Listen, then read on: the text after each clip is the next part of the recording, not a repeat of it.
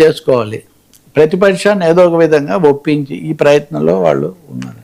ఇవి చివరి లేకపోలే పర్లేదు టైంలో. సార్, క్షుద్రపూజ యుద్ధం హరీష్ వర్సెస్ మహేష్, రేవంత్ దూకుడు, రంగనాథ్ లేకపోజురి. క్షుద్ర పూజలు అంటేనే నిజంగా క్షుద్ర పూజల మీద రాజకీయ యుద్ధం జరగడం ఒక చాలా విచిత్రమైన పరిస్థితి తెలంగాణలో. హరీష్ రావు 2 చోట్లకి వెళ్ళి క్షుద్ర పూజలు చేశారు. ప్రభుత్వానికి ఒకటేమో తెలంగాణకు నష్టం కలగాలని, రెండోదేమో బీఆర్ఎస్కు మేలు జరగాలని ఆయన క్షుద్ర పూజ చేశారని పిసిసి అధ్యక్షుడు మహేష్ గౌడ్ ఆరోపణ చేశారు. ఆ పేర్లు కూడా ఆయన 2 ప్లేసులు కూడా ఆయన చెప్పాడు. చేస్తే హరీష్ రావు పరువు నష్టం దావా వేస్తాను, మీరు ఉపసంహరించుకోండి అని చెప్తే మహేష్ గౌడ్ ఉపసంహరించుకోలేదు సరిగదా, మళ్ళీ పునరుద్ఘాటించాడు. మా దగ్గర పూర్తి వివరాలు ఉన్నాయి, రికార్డు ఉంది.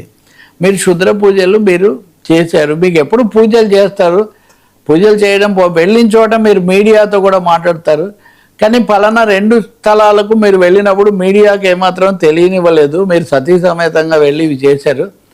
ఇలాంటి వాటి వల్ల క్షుద్ర పూజలు చేయడం ఒక బాధ్యత కలిగిన రాజకీయ నాయకుడు ఇది దీని మీద మీరు నిజానికి కొంచెం వివరణ ఇవ్వాలన్న పద్ధతిలో మహేష్ గౌడ్ తన ఆరోపణలకు కట్టుబడ్డారు. ఆర్ఎస్ ప్రవీణ్ కుమార్ లాంటి వాళ్ళు కూడా మీరు అనవసరంగా హరీష్ రావును బదనాం చేస్తున్నారు, ఆయన మీద ఇలాంటి ఆరోపణలు చేస్తున్నారు అన్నప్పటికీ కూడా కాంగ్రెస్ నాయకులు ఆయనే కాదు ఇంకా ఇతరులు కూడా ఏమీ వెనక్కు తగ్గలేదు, ఇంకా 1-2 ఇలాంటి ఆరోపణలే చేశారు. కాబట్టి బహుశా కాంగ్రెస్ వాళ్ళు వాళ్ళ దగ్గర ఏదో ఫుటేజో లేదా ఏమైనా ఆధారాలు ఏమున్నాయో మనకు తెలియదు. హరీష్ రావుకు భక్తి ప్రపత్తులు ఇవి కొంచెం ఎక్కువనే.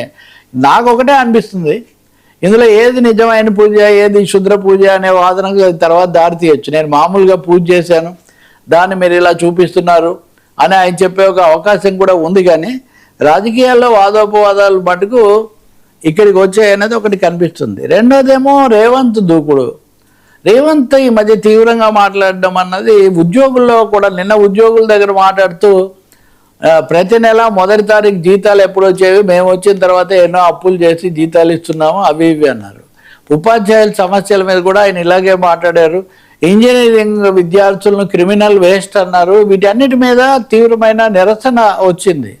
నిన్న ఉపాధ్యాయ సంఘాలన్నీ వాళ్ళ జేఏసీ లాంటి దాంట్లో సమావేశమై ఓకే అండి రేవంత్ రెడ్డి గారు మీరు చెప్పినట్టే మేము మీరు ఇచ్చిన స్ఫూర్తితో ప్రభుత్వం మీద ఉద్యమిస్తామని చెప్పి వాళ్ళు ప్రకటించారు. అంటే ఉపాధ్యాయులు ఉద్యోగులకు సంబంధించిన అంశం. ఇంకా థర్డ్ పార్ట్ హైడ్రాకు సంబంధించి రంగనాథ్ మళ్ళీ విధుల్లోకి వచ్చారు. ఆయన మళ్ళీ ఆదేశాలు ఇవ్వడం మొదలుపెట్టారు. రేవంత్ రెడ్డి విదేశాలకు కూడా వెళ్తారు. ఇప్పటికిప్పుడు ఇంకా రంగనాథ్ను మార్చడం అనే ఆలోచన ఏమీ కనిపించట్లేదు. కాకపోగా రివర్స్లో రంగనాథ్ అంటే హైడ్రా తరఫున Ranganath no objection certificate NOC ఇచ్చినట్టుగా 9 కాలేజీలు ఫోర్జరీ లేఖ సృష్టించాయి అని ఒక కథనము ప్రభుత్వం ఫిర్యాదు చేస్తుంది. అధికారులు 9 కాలేజీలు ఫోర్జరీ లేఖ చేయడం అంటే నిజంగా ఇది చాలా తీవ్రమైన విషయం. ఇవి జూనియర్ కాలేజీలు వాళ్ళు పెట్టుకోవడం కోసం ఈ లేఖను ఫోర్జరీ చేసేయని. కాబట్టి ఇవన్నీ కూడా ఒక తీవ్రమైన వివాదాల సముదాయంలాగా మారుతున్నాయి. ఇందులో ఒక ముఖ్య పాత్ర రేవంత్ రెడ్డి మాట్లాడే శైలి, దూకుడు అది బాగా ఎక్కువగా ఉంది అని. తాజాగా చూస్తే మటుకు హరీష్ రావు నదీ జలాలకు సంబంధించి రేవంత్ రెడ్డి చంద్రబాబు నాయుడుకు భయపడి ఏపీకి ప్రాజెక్టులు అప్పగిస్తున్నారన్న పద్ధతిలో ఆయన దాడి చేస్తూ ఉన్నారు. Sir America hands up missiles no stock ఇది